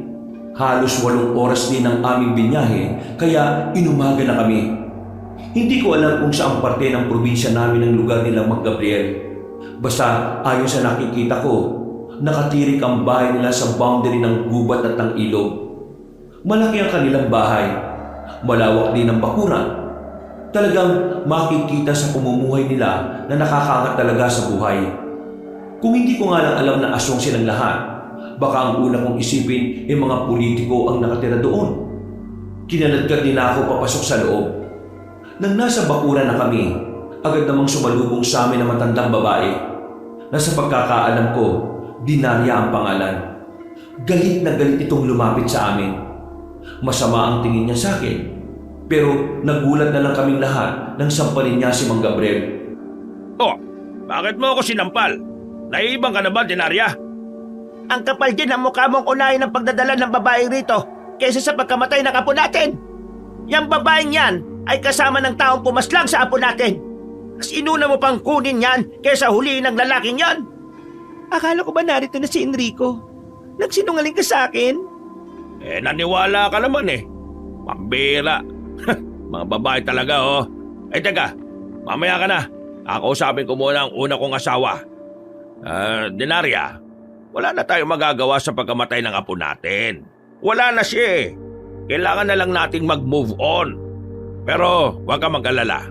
Handa naman akong pagbayarin ng lalaking yon. Sa ngayon, hayaan mo na muna akong maging masaya. Sobrang kapal ng pagmumukha mo. Nagagawa mo pa talagang maghanap ng ibang babae? Bakit? Nagsasawa ka na ba sa akin? Matanda ka na, Dinarya. Siyempre, meron din naman akong pangangailangan. Hindi mo na maibigay sa akin yun eh. Pero itong si Rose, kaya niya akong pasayahin. Naririnig mo ba ang sarili mo? Dinarya, alam mo naman ang tradisyon nating mga aswang. Kahit ilan, pwede naming maging asawa. Kaya wala kang karapatan na mag-inarte ngayon. Ang tradisyon na yon ay para lamang sa ating mga aswang. Hindi naman aswang ang babaeng yan. Hamak na tao lang yan tapos ipagpapalit mo lang ako sa ganyan. Napakawalang kwenta mo! Isang malakas na sampal naman ang natanggap ni Mang Gabriel galing sa asawa niya. Sa puntong ito ay tila napuno na rin si Mang Gabriel. Ginantihan na nito ng malakas na sampal ang asawa niya. Sa lakas ay napaupo pa ang matandang babae sa sahig. Ako ang haligi ng tahanan dito. Kaya wala kang karapatang ipahiya ako sa harapan ng babaeng gusto ko. Kupas ka na, Dinarya. Tanggapin mong may hangganan din ang relasyon nating dalawa. Hindi mo mababago ang tradisyon at kultura na nakasanayan natin. Sige na, itayo nyo na yan at ihatid sa silid niya. Kailangan ko pa kasi kasuhin itong aking bagong magiging asawa. Sapilitan akong hinila ng mga lalaki papasok sa loob. Dinala nila ako sa silid mismo ni Mang Gabriel. Napakalaki ng kwarto pero madilim dahil karamihan sa mga disenyong naroon ay puro kulay itim. Dito ka na muna at ipapasikaso ko lang yung kasal natin bukas. Bukas? Sobrang kapal din naman talaga ng mukha mo ano? Niloko mo na nga ako na nahuli niyo si Enrico tapos ngayon gusto mo bukas na kagad? Tingin mo papayag ako sa gusto mo? Manigas ka! Iha naman, narito ka na eh. Wala ka na magagawa pa. Kahit anong sabihin mo, wala na rin namang silbi. Dahil sa pamamahay na ito, boses ko ang mahalaga. Naintindihan mo ba ako? Mas pipiliin ko pang mamatay kaysa makasama ka. Pag mo sabihin yan, hindi mo alam kung gaano ako kasarap kasama. Gustong gusto ko nang masukan ng mga sandaling yun, Kabano. Hindi ko kinakaya ang mga pinagsasasabi niya. Tumingin ako sa paligid. Wala akong makitang bintana. Ibig sabihin lang noon, ang pintuan lang ang tanging daan para makalis ako. Na alam ko namang sobrang labong mangyari dahil bantay sarado yun. Huwag mo nang tangkain pang tumakas kasi magsasayang ka lang ng lakas. Ang mabuti pa, magpahinga ka na lang. Magtira ka ng lakas para sa kasal natin bukas ng gabi. Hindi na ako nagsalita. Naisip ko kapag kinontra ko pa siya ng kinontra, baka magalit siya sa akin at ako naman ang saktan niya. Mga kalahating oras lang nang umalis siya. Bigla namang pumasok sa silid ang matandang babae na si Dinarya. Namamaga pa ang kaliwang kilay niya nang humarap sa akin. Nanlilisik ang kanyang mga mata. Ang kapal din ang mukha mong sumama sa asawa ko. Bakit? Wala ka bang pera at gusto mong umunlad? Para sabihin ko sa iyo, magiging impyerno ang buhay mo dito dahil lahat kami rito aswang. Ikaw lang ang tao dito. Kaya umalis ka na. Diyos ko, Manang, wala akong kahit kaunting interes sa asawa ninyo. Ang totoo nga niyan, lumuwas na ako ng Maynila para takasan ng asawa niyong manyak. Pero nasundan pa rin nila kami. Kaya ako sumama kasi sabi niya, binihag niyo raw yung kaibigan ko. Di ba gusto mo akong umalis? Bakit kaya di mo na lang ako tulungan? Tutal, pareho naman nating ayos sa gustong mangyari ng asawa mo. Sandali siyang natameme. Para bang napagtanto niya rin na tama nga ang sinasabi ko. Sinamantala ko na ang pagkakataon yun para makumbinsi ko siya. Ayoko sa asawa mo, no? Sino ba matinong babae ang papatol sa isang matandang lalaki na aswang? Marami pa akong pangarap sa buhay. Isa pa, hindi ko ugaling makasira ng relasyon. Kahit na mga aswang kayo, ginagalang ko ang kasal ninyo. Kaya kung ako sa'yo, tulungan mo ako makatakas. Bakit ako makikipagtulungan sa iyo, Aber? Kasama mo pumaslang sa pinakamamahal kong apo. Kasamahan ko nga, kaibigan at kababata ko pa. Pero kaya lang naman niya ginawa ang bagay na yon dahil lalapain kami ng apo mo. Kayo naman kasi hindi niyo tinatalian ang batang yon. Alam niyo naman na aswang siya.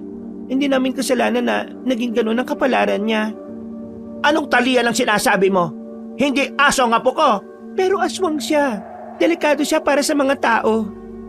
Alam mo, kung ganyan kayo mga aswang, sana pala yung bagyong Undoy, dito lang sa bahay niyo tumama eh.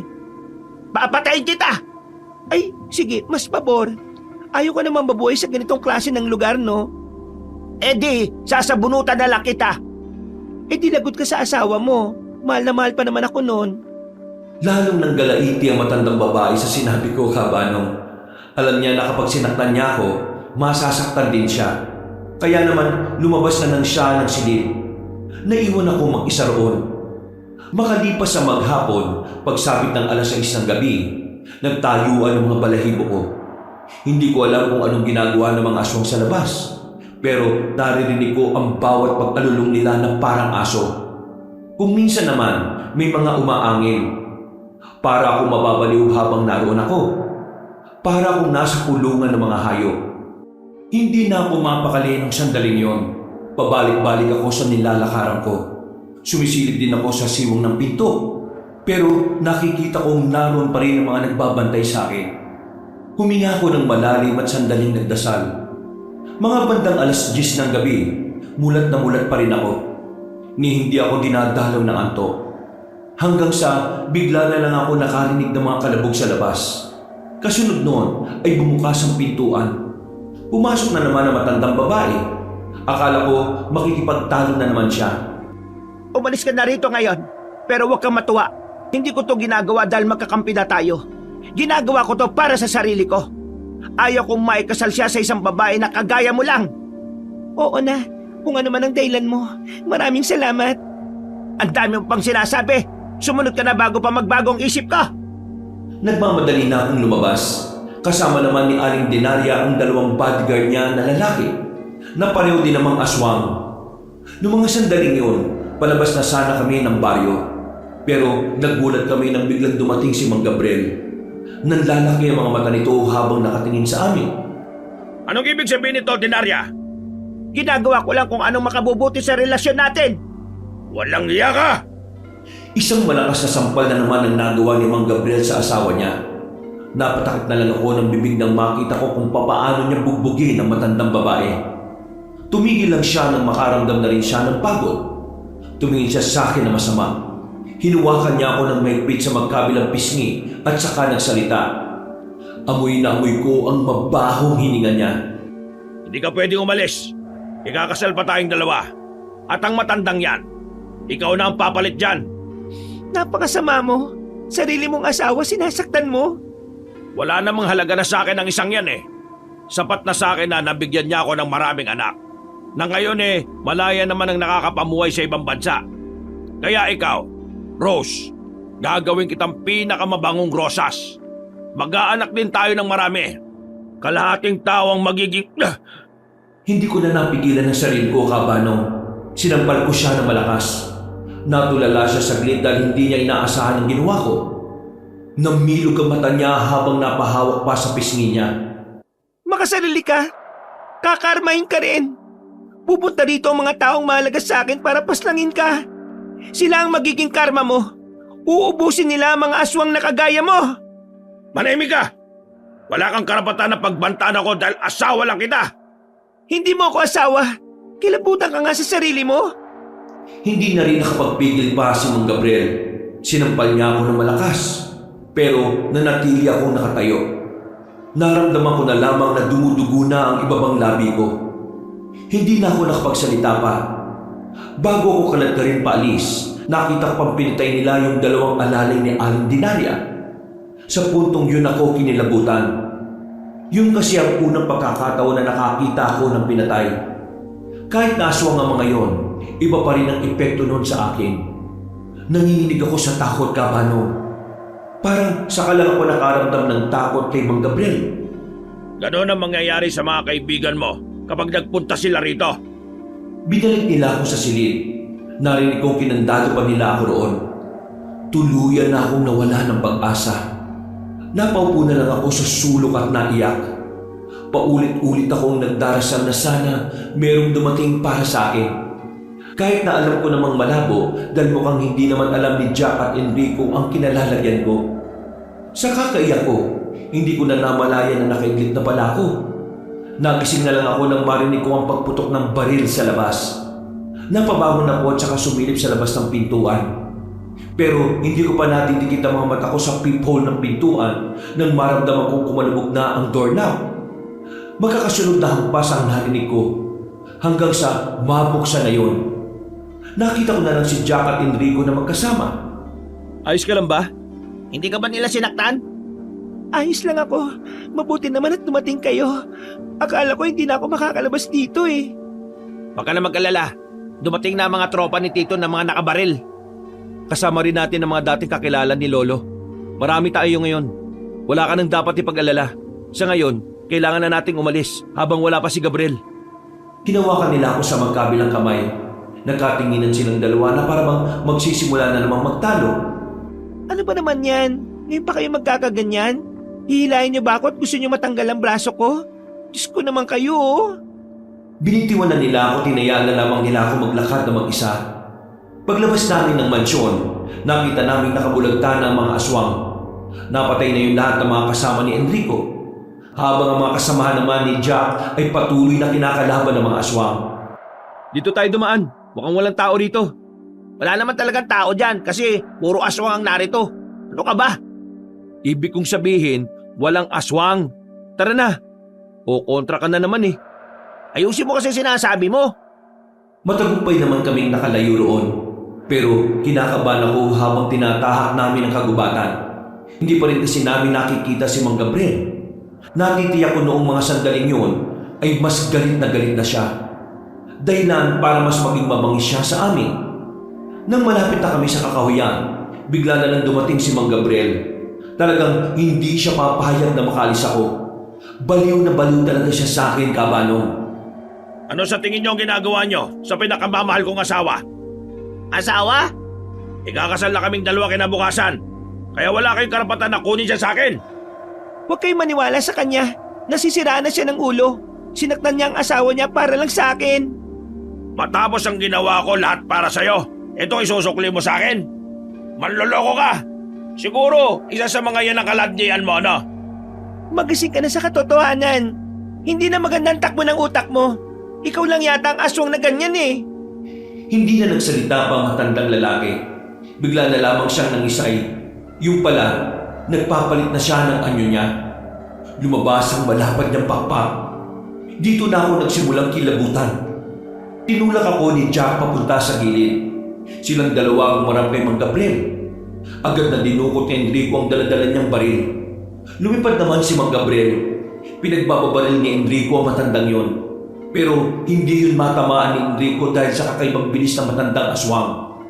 Ilang sandali lang ay naubos na rin ang bala ni Enrico. Inilabas na rin ito ang daladala niyang itak. Mag-iingat kayong dalawa. Kaya namin to. Huwag kang aalis dyan kahit ano mangyari. Hindi nagtagal, sumugod na rin sa kanila si Mang Gabriel. Hindi nila yumatamaan ang itak nila. Sa halip, sila pa ang nadali nito. Nakalmot ni Mang Gabriel si Enrico sa kamay. Dahilan para mapalayo ito ng bahagya kay Jack. Nang aatakin ulit ni Mang Gabriel si Enrico, humarang naman si Jack. Sinubukan niyang tagain ng matandang aswang. Ang kaso nga lang ay hindi na naman siya nakatama. Hinawakan siya ni Mang Gabriel sa balikat at binaon sandali ang mahaba nitong kuko. Hindi niyo ako kakayanin. Hindi niyo mailalayo sa akin ang asawa ko. Papatay ko kayong dalawa. Papatay ko kayo. Hindi pa nakontento si Mang Gabriel. Hinawakan niya sa leeg si Jack. Sinakal niya ito ng maigpit. Agad namang umatake si Enrico. Tinaga niya si Mang Gabriel at sa pagkakataong ito, tinamanan niya ito sa kamay. Nabitiwan ito si Jack.